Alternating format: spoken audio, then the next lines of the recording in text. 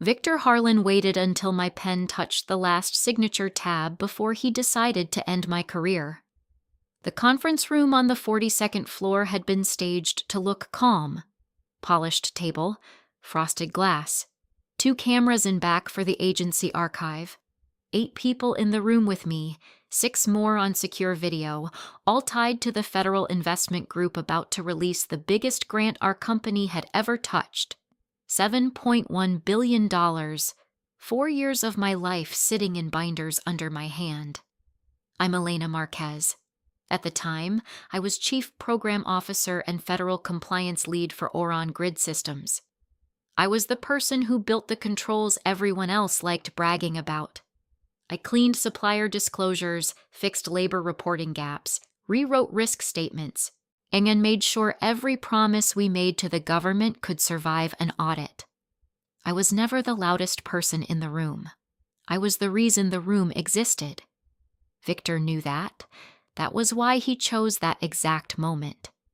He slid a gray folder across the table and said, "Before we finalize, we're making an immediate leadership transition." Nobody moved. Then he added, "Elena, your employment is being terminated effective today."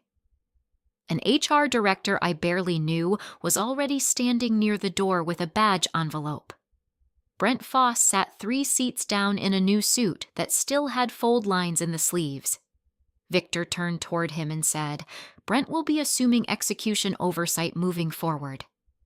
Execution oversight.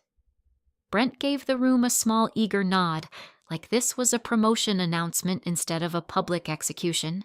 He had been in the company 9 months. He was good at saying velocity and modernization in meetings. He was terrible at understanding what words inside a federal package could actually do. Nobody on the federal side spoke yet. One lawyer stared at the folder in front of her. On the main screen, a man from the review team stopped writing. A woman on video leaned closer to her camera. Victor kept going. "We appreciate Elena's service, but this program is entering a more aggressive phase, and we need a different style of leadership." There it was, the insult buried inside the script. I didn't raise my voice. I looked at the binders. Brent had the wrong one open. He was holding procurement controls when the signature packet required continuity certification and execution disclosures. Outside counsel noticed it too. Oh, I saw her mouth tighten. Her eyes moved from Victor to me and then to the federal screen. That was the first sign this was not going the way Victor imagined. He thought he was removing an employee. He was actually removing a named certifying officer in the middle of a federal execution event. There is a difference, and in rooms like that, the difference is measured in billions. I placed my pen down. "To be clear," I said, "are you terminating me before final execution of the funding package?" Victor finally met my eyes. "Your status with the company ends now." He wanted me humiliated. That part was obvious.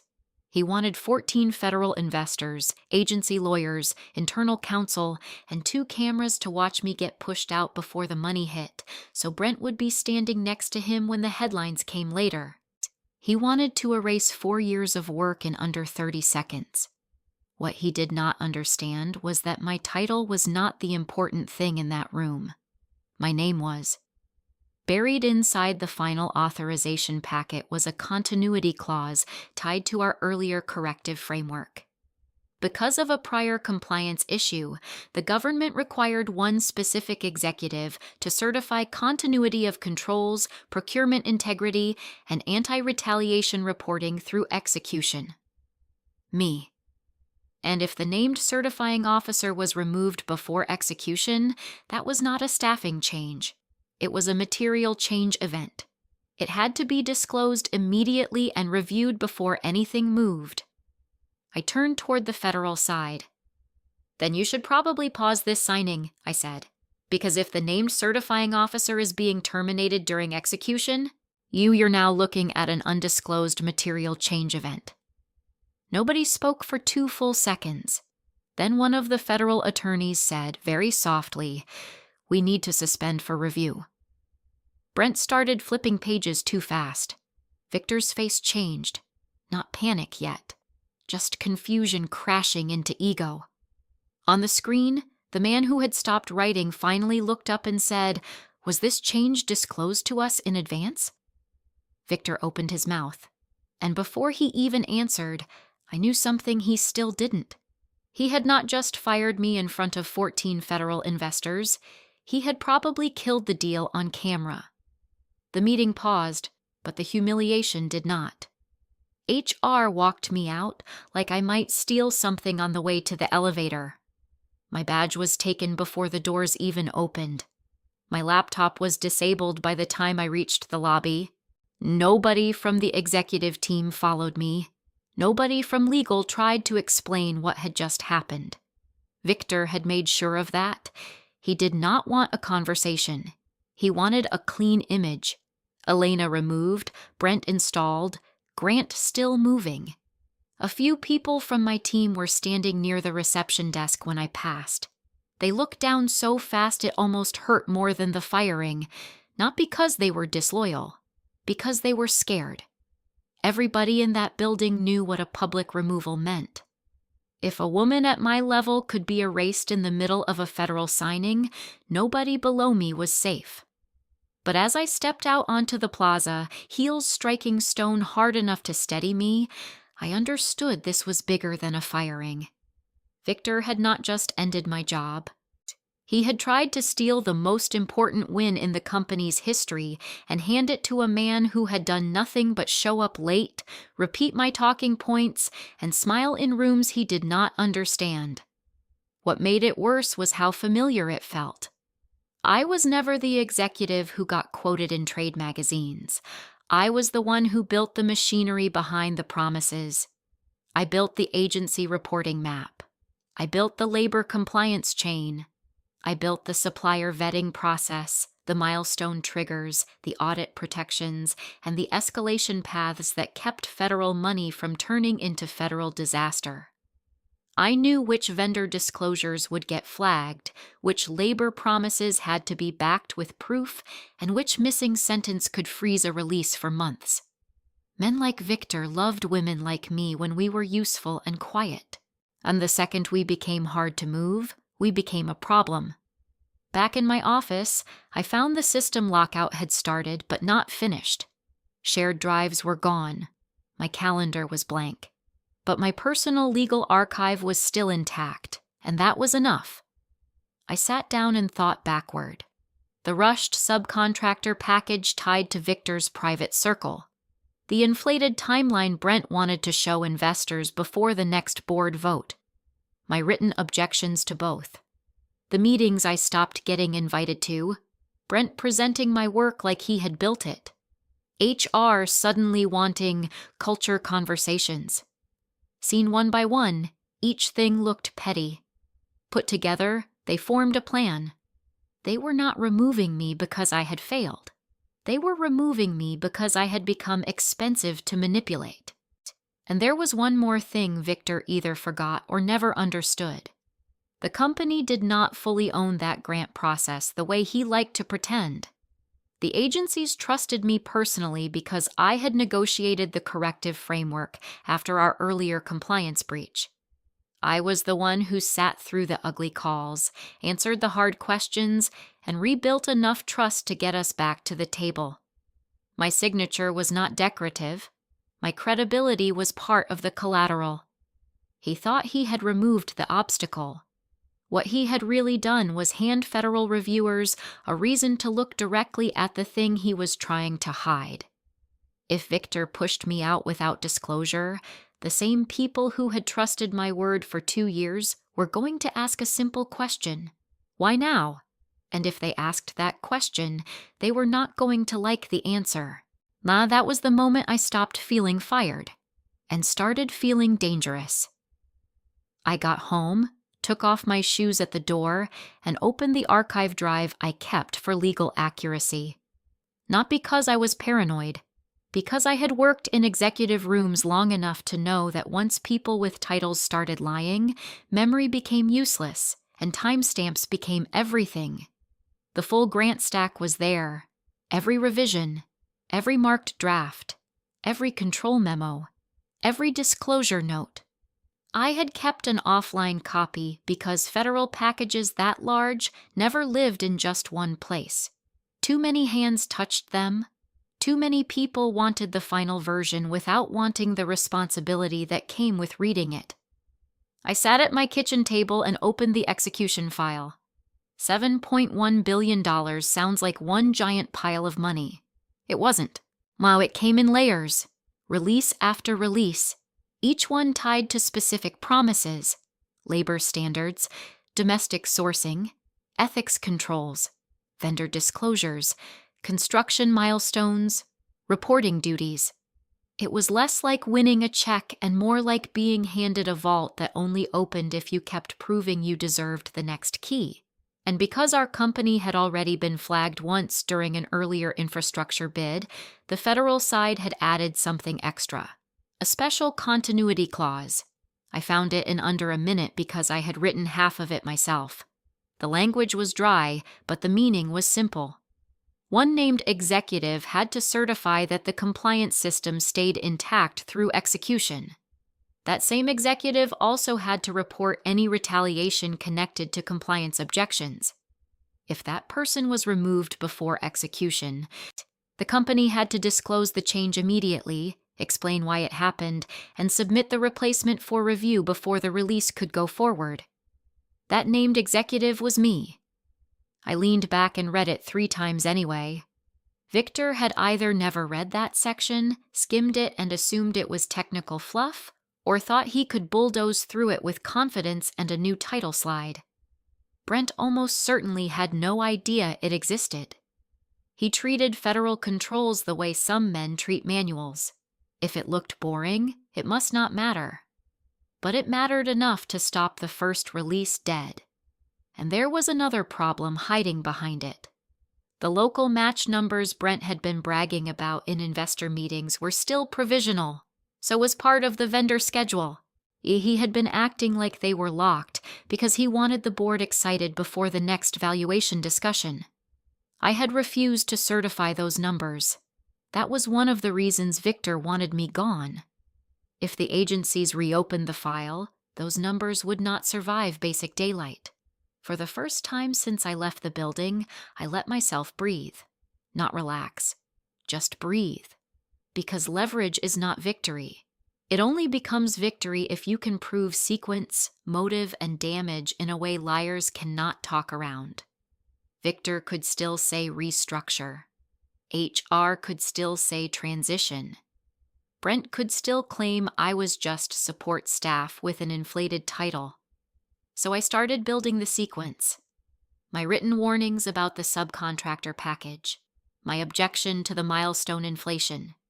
The meeting invites that stopped. The draft language Brent started presenting as his. The timing of the public handoff.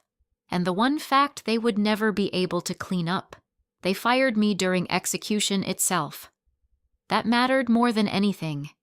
At work, people like Victor always assume the quiet woman in the room is only dangerous when she gets emotional. They never think she is dangerous when she gets organized. By midnight, my kitchen table looked like a case file.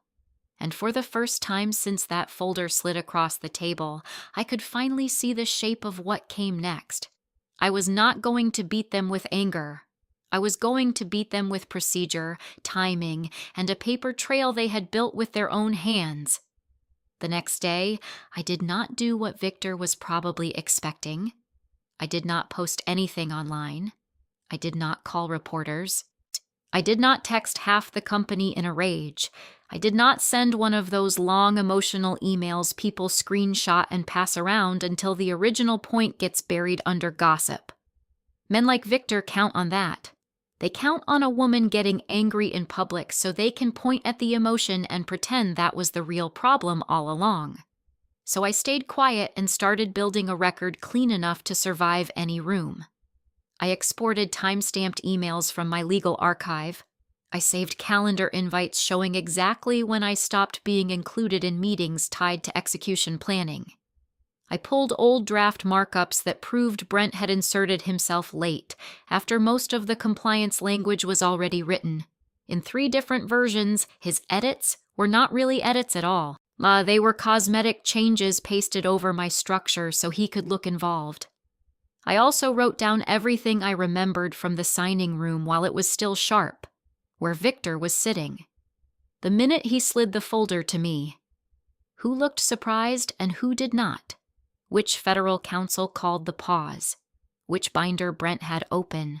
What exact words Victor used when he tried to describe my firing as a leadership transition?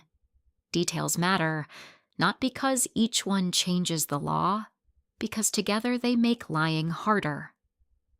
By noon, I reached out to the first person on my list. Marcia Bell had been outside project counsel for part of the grant build. She was smart, careful, and old enough not to be impressed by executive swagger. Once, months earlier, after a brutal prep call, she had told me in the hallway, Victor treats governance like theater. That works until the audience can subpoena the script. She could not represent me directly. There were conflicts, but she gave me 2 names anyway. One employment lawyer, one whistleblower lawyer. Then she gave me something more useful. I would be very surprised, she said, choosing her words the way good lawyers do, if your board received a full briefing on how tightly your certification role was tied to release authority. That sentence stayed with me, because if the board had not been told, then this was already bigger than retaliation. It was governance failure. The second person I contacted was Darius Wynn from Operations Control. Darius was the kind of man corporate politics always crushes first. Brilliant with numbers, terrible at performing confidence for executives. And he had looked half sick in meetings for weeks because Brent kept pushing schedule assumptions that made no operational sense. He called me from his car. He did not say much. He did not need to. Just enough to confirm that the numbers Brent had been presenting were inflated and that staff had been told to align the deck before the board saw the final package. Align the deck. Corporate language is amazing. People will use phrases like that when they mean, please help me lie in a cleaner font. The third call was the shortest and the most revealing. I called an old audit committee contact and asked one narrow question.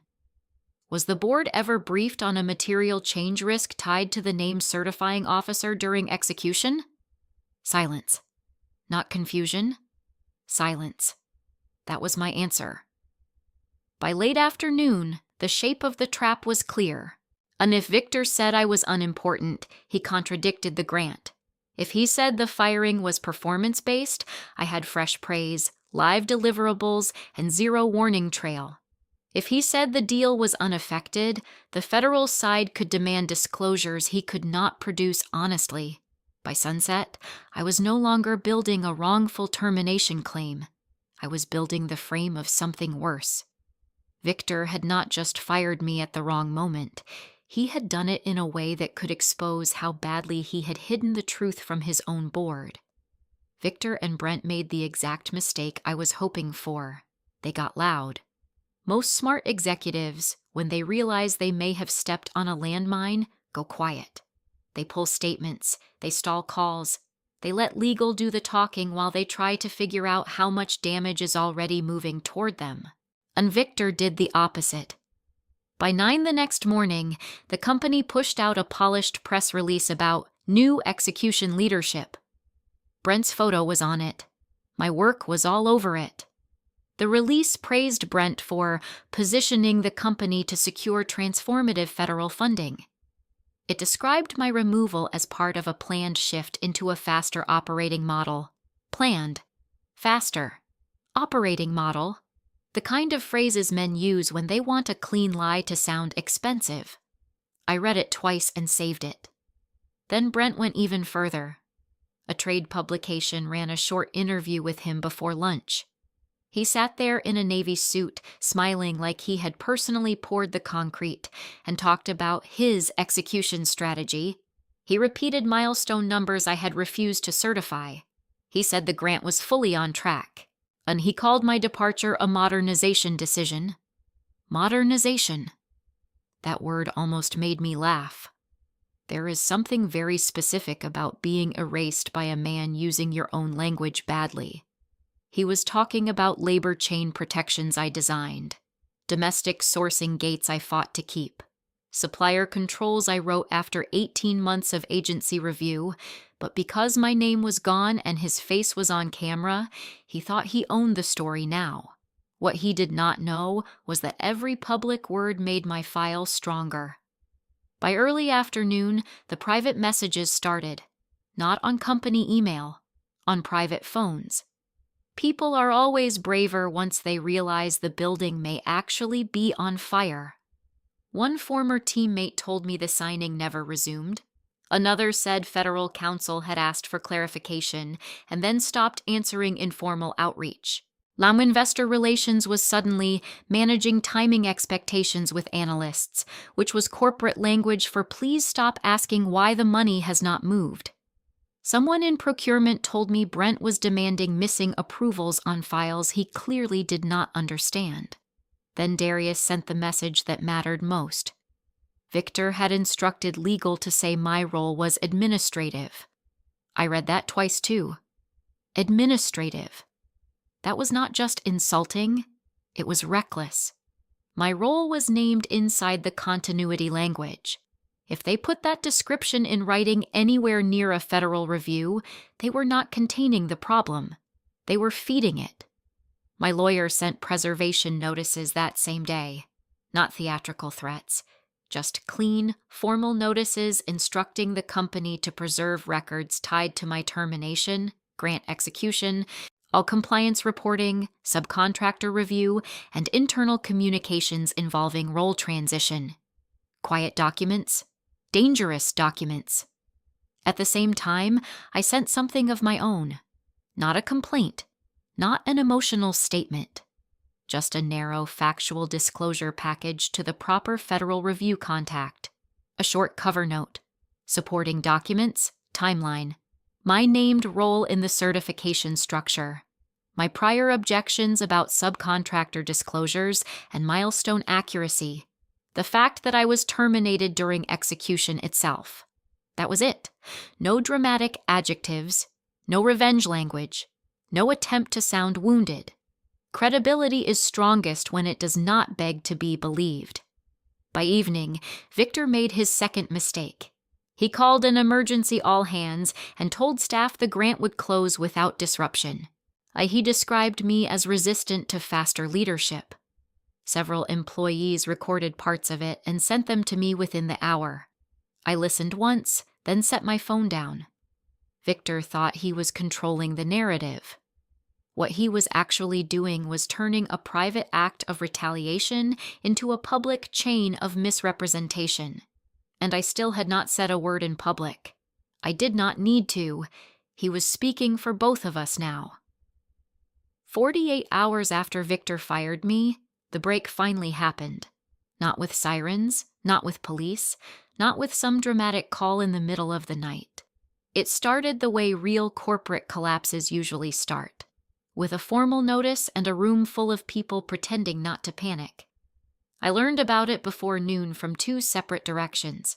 One came from Darius, who sounded like he had not slept, and the other came from a board contact who had been ignoring me for months and now suddenly wanted to know whether I was available for context. That alone told me enough. The federal side had placed the grant into immediate review. The wording was careful, but the meaning was brutal. Undisclosed material change event, possible retaliation risk, and inconsistencies in execution statements. The first release tranche was frozen pending review. Frozen. That word does not sound dramatic until you understand what sits underneath it. The grant was not just money. It was the keystone holding up the rest of the capital stack. Bridge financing depended on it. Vendor commitments depended on it. Construction timelines depended on it. Internal valuation assumptions depended on it. Once the federal side stopped trusting the package, and everything downstream started shaking. $7.1 billion does not have to disappear all at once to ruin a company. It only has to stop moving. Inside Oron, the panic came dressed as process. HR started sending reminders about confidentiality. Brent began calling department heads asking who had been speaking to me, which was almost funny since he still did not understand half the system he was trying to police. Legal suddenly wanted briefing memos on work streams they had treated like boring background noise a week earlier.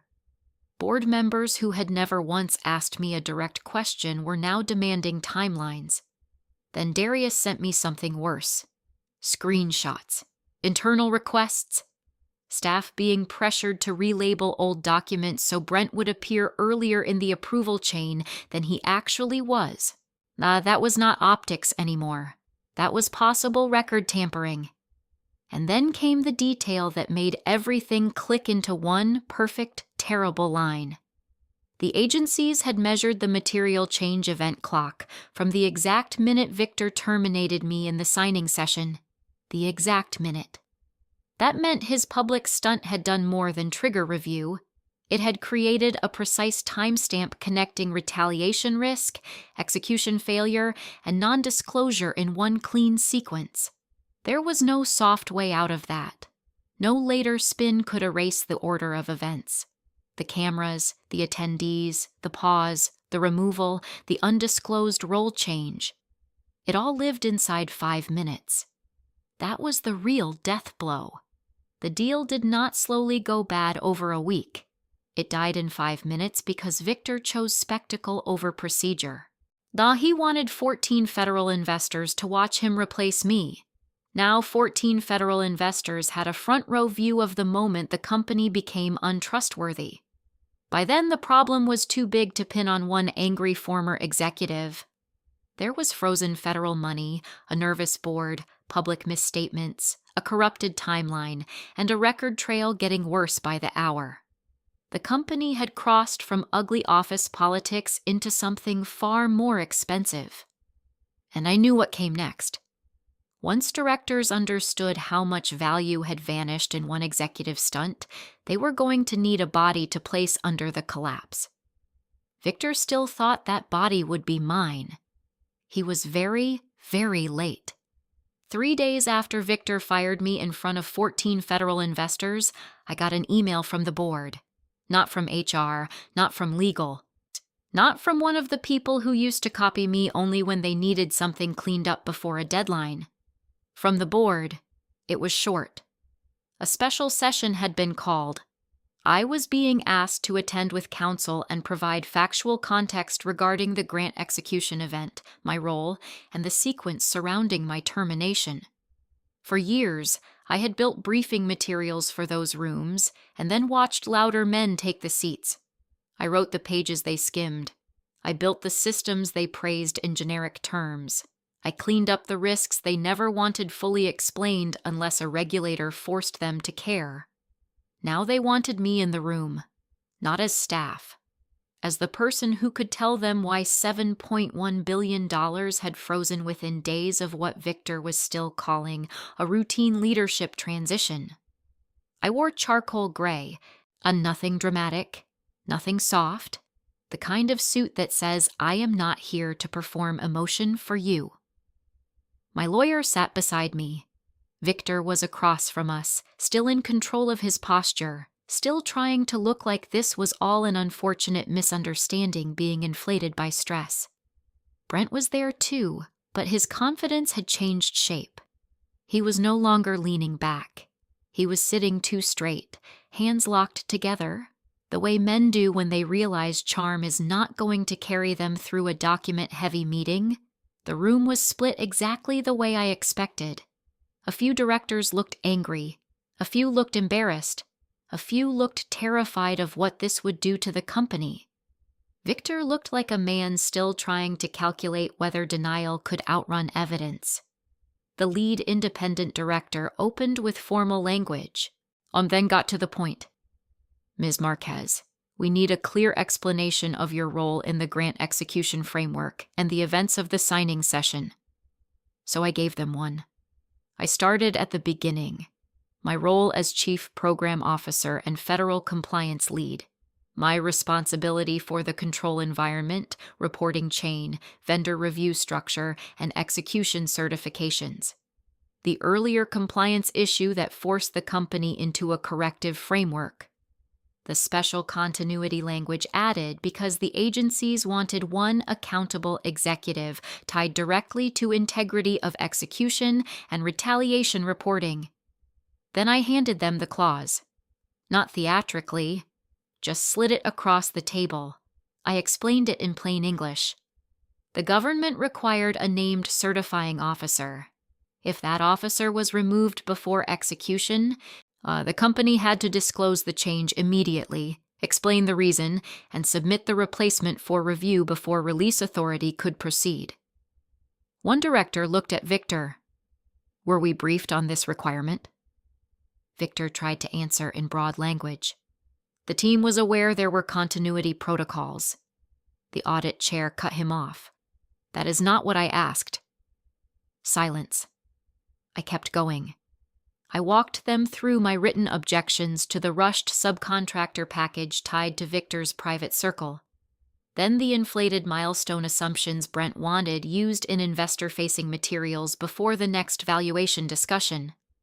I showed the dates, my emails, the meeting pattern after I pushed back, the meetings I stopped getting invited to, Brent appearing on drafts late and then presenting those same materials as if he had built them. The all-hands recording, the press release, the trade interview, the claim that my role was administrative. At that, one board member actually looked up from the packet and said, "Administrative?" I met his eyes. "My name is in the execution clause." That landed. Victor interrupted twice. Brent tried once. When Victor said the transition had been based on leadership concerns, I produced performance praise from less than a week before the signing. When Brent implied he had led the compliance architecture, I handed over draft metadata showing he accessed core files only after I was cut out of final review threads. When HR's version suggested the termination had been planned long before execution, I showed calendar entries proving I was still being assigned execution-critical responsibilities days earlier. Each answer narrowed the room. Each document closed another escape route. And then the question finally came. The audit chair set her papers down and asked very calmly, "Who authorized terminating the named certifying officer during execution without notifying this board of the associated funding risk?" That was the question I had been waiting for. Victor tried to spread blame. He mentioned operational urgency. He referenced evolving leadership needs. He suggested legal had been aware. Outside counsel immediately corrected that. They had not been told the full facts. They had not been advised the removal would happen during execution. They had not been asked to assess the material change implications in advance. You could feel the room shift, not emotionally, structurally. Victor was no longer the source of authority. He was the source of exposure. By the end of that meeting, Brent looked finished. HR looked compromised. Victor no longer sounded like a CEO explaining strategy. He sounded like a man trying to survive 1 minute at a time. When they asked what I wanted, I did not ask for revenge. I asked for 3 things: full record preservation, independent review, immediate corrective disclosure to federal authorities. That was when the room finally understood something Victor never had. I was not the problem he had removed. I was the only person left in that building who still knew how to make the truth survivable. The fallout came fast after that. Not because justice moves quickly in corporate life. It usually does not. But because once a board realizes an executive's ego may have vaporized billions in federal funding, speed suddenly becomes a moral value. A Victor was placed on leave pending independent review. Brent resigned before he could be formally removed, which felt exactly right for the kind of man he was. Loud on the way up. Missing when the paperwork turned real. The head of HR was stripped out of anything connected to the investigation. Legal stopped using language like transition and started using language like corrective disclosure and remediation framework. The company submitted a formal correction to federal authorities. It acknowledged the undisclosed termination, the inaccurate public statements, and the need for a rebuilt oversight structure before any funding path could be restored. The grant was not magically reopened. Real life does not work like that. Trust that large does not come back because the right people suddenly look ashamed in a boardroom. But the direction changed. Instead of the review moving toward punishment first, it moved toward remediation. And that happened for one reason. My documentation made the sequence clear enough that the agencies could separate the program itself from the people who had corrupted it. That distinction saved the company, and that gave me options. A week later, through counsel, the board made its first offer. Return to my old position, enhanced protections, direct access to the audit committee, protected reporting authority, and insulation from CEO interference over compliance functions. There was also a proposed settlement tied to my retaliation claim and protection for equity vesting Victor had clearly hoped would disappear when he fired me. On paper, it was a strong offer. It just was not enough. I did not want my old job back. My old job was the one where I built the structure, watched other people stand on top of it, and got removed the moment honesty became inconvenient. So I countered. If they wanted me back, it would not be as the quiet executive cleaning up after men who confused aggression with leadership. It would be under a new title, new authority, and new reporting lines. Interim Chief Governance and Execution Officer, direct board access, final review power over all remediation submissions, authority to rebuild the grant controls before any restarted funding release. No one, including the CEO once there was one again, could interfere with protected reporting. They accepted. That was the part I enjoyed most. Not because the title sounded powerful, because it was the first time the company had been forced to admit, in writing, what I had actually been doing all along. Weeks later, I walked back into the same boardroom where Victor had tried to erase me. Same long table, same glass walls, same skyline. But the room was different. Victor's chair was empty. Brent's nameplate was gone. The federal representatives were back, quieter this time, and far less interested in polished language. They wanted controls, sequence, accountability, and proof. Things I had always known how to give them. I took them through the corrected structure line by line. Domestic sourcing, labor verification, subcontractor disclosure, milestone certification, protected escalation, nothing flashy. Nothing vague. Just clean systems and clear English, the way serious things should be explained when too much money depends on them. At the end, a signature packet was placed in front of me. This time, nobody tried to rush the room. I reviewed every page, every attachment, every disclosure note, every defined term.